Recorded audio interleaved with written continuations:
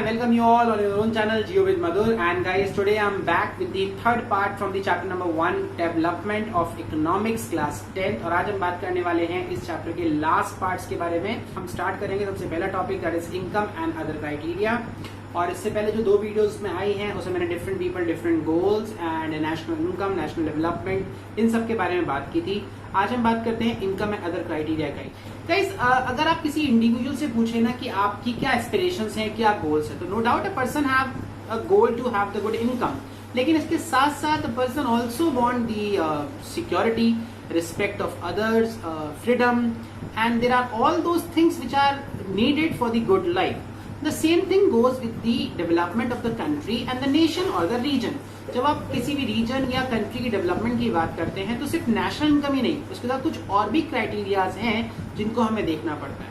और वो क्या फीचर्स हो सकते हैं, हम उनके बारे में बात करते हैं। उसको समझने के लिए ना सबसे पहले एक बार आप ये टेबल देखिए। This is the table of पर capita income in select states. यहाँ पे 3 स्टेट्स की पर कैपिटा इनकम दी हुई है। हरियाणा 1,80,174, केरल 1,63,475 एंड बिहार 34,409। अगर आप ध्यान से देखें तो सबसे टॉप पर है हरियाणा और सबसे बॉटम में है बिहार।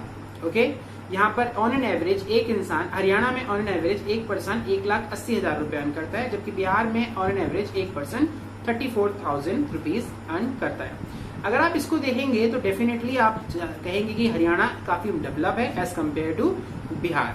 ओके, लेकिन सिर्फ यहाँ पर इस नेशनल इनकम को देखकर ही डिसाइड करने से कोई फायदा नहीं है।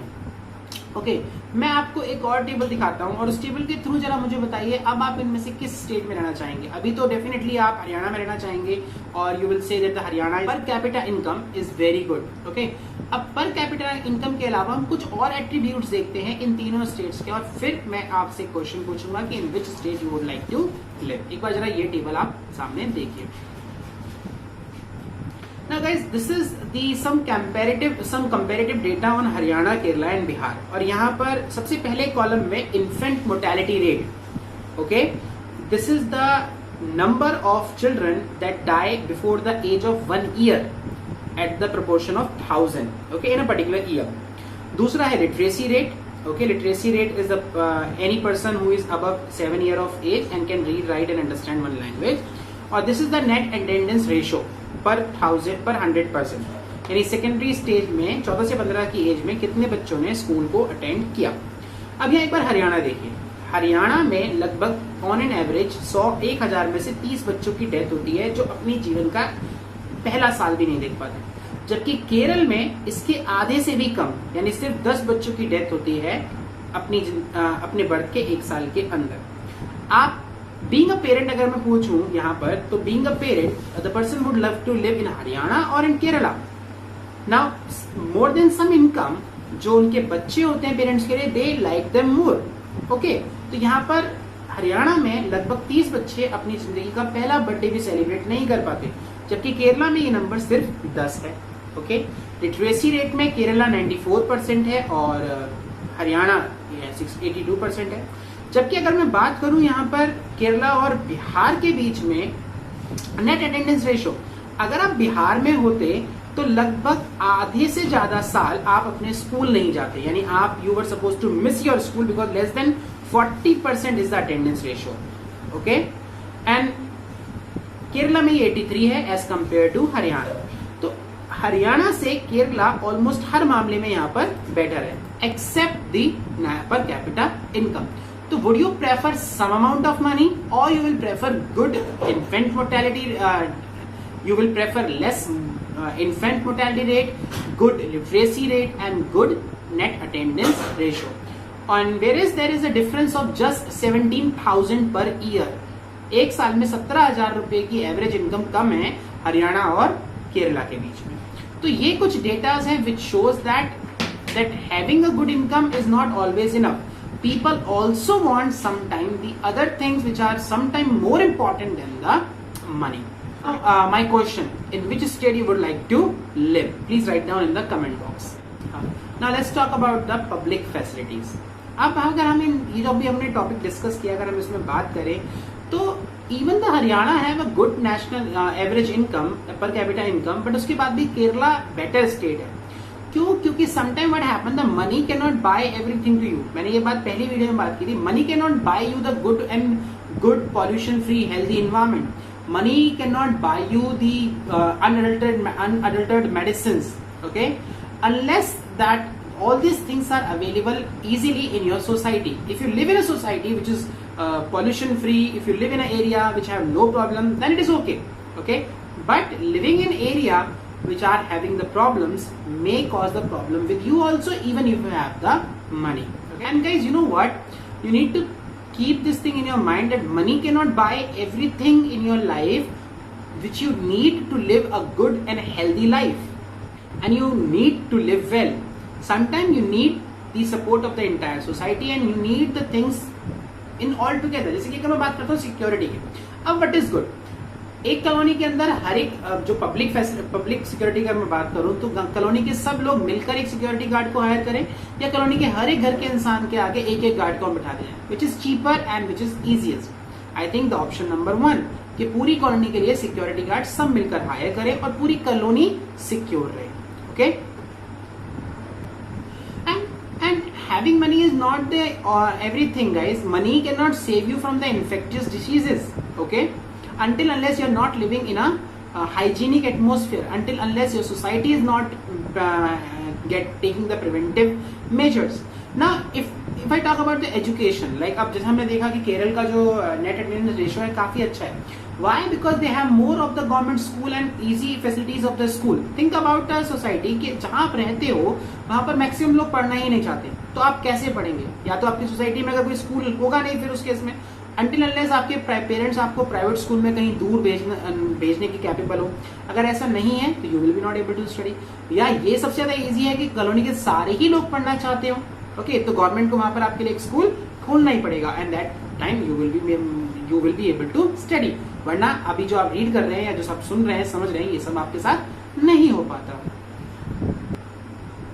एंड ऐसा होता भी है गाइस, बहुत सारे रूरल एरियाज में ऐसे हैं जहां पर आज भी हाई स्कूल नहीं है, and the schools are very far from the local villages, and the girls are not able to continue with their education because schools colonies इतनी दूर हैं कि बॉयज तो चले जाते हैं लेकिन पेरेंट्स गर्ल्स को स्कूल नहीं भेजते क्योंकि स्कूल्स उनके घरों से बहुत दूर है।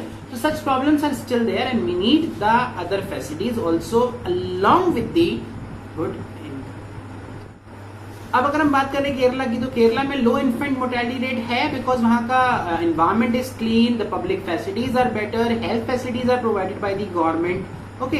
तो इस कारण से वहां का इन्फेंट मोर्टेलिटी रेट कम है, people are more aware, there are more schools, so the net attendance ratio is also very good. साथ ही पीडीएस पब्लिक डिस्ट्रीब्यूशन सिस्टम जिसके बारे में आप थोड़ा बहुत जानते होंगे, that is also very good in some places, तो लोगों को खाने को भी मिल रहा है। So these all the things, other facilities are there which provide the benefit to the people and people develop better than having only the money. No doubt money is very important, guys, the income is important, but at the same time with income you need lots of other things also, जैसे कि better health facilities हो गई, good education facilities हो गई, clean environment हो गया, security है, freedom है, all these things are required. So चलिए गाइस थोड़ा सा और आगे बात कर चलते हैं और अब बात करते हैं ह्यूमन डेवलपमेंट रिपोर्ट के बारे में, which is available on the page number 13 of your book, okay. Page number 13 पे गाइस दो बहुत इंपॉर्टेंट चीज दी गई है, एक तो ह्यूमन डेवलपमेंट रिपोर्ट के जो इंडिकेटर्स हैं और दूसरा एक कंपैरिजन दिया गया है इंडिया और उसकी नेबरिंग कंट्रीज का HDI में, ह्यूमन डेवलपमेंट इंडेक्स में, ओके। उसके बारे में हम बात करते हैं, लेकिन सबसे पहले मैं बात करता हूँ कि ह्यूमन डेवलपमेंट रिपोर्ट में क्या क्राइटेरिया लिए जाते हैं। देखिए इनकम नो डाउट एक बहुत बड़ा क्राइटेरिया है, इसके अलावा ह्यूमन डेवलपमेंट इंडेक्स यानी कि इंसानों की डेवलपमेंट कैसी हो रही है किसी कंट्री में, उसको जज करने के लिए हेल्थ एंड एजुकेशन, तो हेल्थ फैसिलिटीज और एजुकेशन का भी सहारा लिया जाता है। तो to calculate the HDI human development index, the UN consider the national income, per capita income, health facilities and the education means literacy level, okay. And to understand that better, let's see this table, guys, okay. Some important data regarding India and its neighbor for 2017. ये HDI human development report है 2018 की UN की, और इसमें देखते हैं कि India का और उसके नेबर्स का क्या लेवल है। सबसे पहले श्रीलंका देखते हैं गाइस, जिसकी पर कैपिटा इनकम 2011 में $11,326 थी, okay, which is much more than India. अगर आप ध्यान से देखेंगे इंडिया इसके नीचे, उससे ऑलमोस्ट डबल से जरा सी कम पर कैपिटा इनकम है। ओके, लाइफ एक्सपेक्टेंसी भी इंडिया से कहीं ज्यादा है श्रीलंका की, 75 की, ऑलमोस्ट 75.5 ईयर्स, यानी लगभग 75.5 साल तक लोग वहां पर जीते हैं, और इंडिया में 68.8।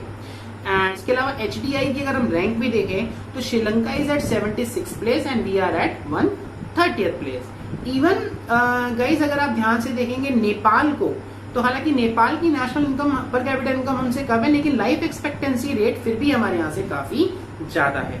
ओके, और लगभग हमसे थोड़ा सा ही नीचे नेपाल। तो ये जो रिपोर्ट आपको यहाँ दिख रही है, इसमें दिखता है कि नेशनल इनकम खाली इंपॉर्टेंट नहीं है, इसके साथ साथ और भी बहुत सारी चीजों की जरूरत हमें पड़ती है, जिसमें हेल्थ हो गई और आपका एजुकेशन है। ओके, ये काफी क्लियर है यहाँ पर, और सिटीजन्स की डेवलपमेंट के बारे में हेल्थ का बहुत बड़ा रोल रहता है। Now guys, let's move on to the next topic, and this is the last topic, sustainability of development. See guys, development is of two type। कि शायद मैंने किसी और वीडियो में भी आपको बताया था, क्लास 10 की ज्योग्राफी के चैप्टर 1 रिसोर्सेज वाले वीडियो में। डेवलपमेंट इज गाइज एक normal development in which you develop the country and you do not think about the future. जबकि सस्टेनेबिलिटी ऑफ डेवलपमेंट के बारे में क्या होता है, देखिए एक कंट्री अगर अभी डेवलप हो रही है तो यू विल थिंक यार उस कंट्री में रहना चाहिए, वहां की डेवलपमेंट बहुत अच्छी है और वो मेंटेन रहनी चाहिए development, but you know the resources are limited, resources limited है and they will finish one day. तो वो जो डेवलपमेंट की जो पेस है आप उसको मेंटेन नहीं कर पाएंगे। You have to look for the other options of the resources. अभी हम नॉन रिन्यूएबल रिसोर्सेज पर बहुत ही ज्यादा डिपेंडेंट है, but we need to get dependency, more dependency on the renewable resources, because renewable resources दोबारा बन सकते हैं, उनको हम दोबारा रीयूज कर सकते हैं। It is said guys, we have not obtained this world from our forefathers, we have borrowed it from our future generation। ये रिसोर्सेज जो आज हमारे पास है, ये हमने उधार लिए हैं अपने आने वाली जनरेशन से, ये हमने अपने एंसेस्टर्स से नहीं लिए हैं, उनसे हमें नहीं मिले, ये हमने आने वाली जनरेशन से उधार ले रखे हैं, हमें ये वापस करने हैं। तो उसके लिए हमें एक ऐसी डेवलपमेंट करनी पड़ेगी जो आज भी हो, आज के लोगों की जरूरतों को भी पूरा करे, and in the coming time the future generations need also should not be compromise, they should also get all those resources which they need. और इसी के बारे में आजकल बहुत ज्यादा बात होने लगी है।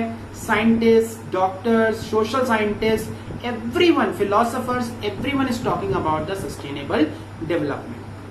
Okay, and it is believed that in coming time we are going to face the problems if we will not change the way we are developing। अगर मैं बात करूं इंडिया में अंडरग्राउंड वाटर की गाइस, अब अंडरग्राउंड वाटर एक renewable resource है। Okay, जमीन के अंदर जो पानी मिलता है, और वो पानी बाय डिफॉल्ट नेचर उसको रिप्लेनिश करती रहती है, रिचार्ज करती रहती है। जब बारिश होती है तो पानी जमीन जो है वो पानी को सोखती है, पानी जमीन में चला जाता है और उसको हम निकालते हैं। ये एक साइकिल है जो चलती रहती है। बट अगर पानी को ड्रेन आउट करने की स्पीड उसके रिप्लेनिश होने से, उसके अंदर जाने से ज्यादा तेज हो जाए तो क्या होगा, अंडरग्राउंड वाटर लेवल नीचे चला जाएगा। और ऐसा हो रहा है, slowly we are converting the land into covered by the cement. Cement से सारी लैंड को हम कवर कर रहे हैं। ओपन सॉइल एरिया बचा नहीं है, बहुत ही कम जगह है, पानी जमीन में जाता नहीं है, इन्फिल्ट्रेट होता नहीं है, और जमीन से पानी निकालने की स्पीड ऑल्दो और बढ़ती जा रही है। इसकी वजह से अंडरग्राउंड वाटर लेवल धीरे धीरे कम होता जा रहा है। एग्रीकल्चर में कई जगह ऐसा देखा जाता है कि देयर आर मेनी फार्मर्स जिनके पास छोटे पंप्स हैं, उनके पंप की जो गहराई बहुत कम है तो उनको पानी नहीं मिलता, जबकि जो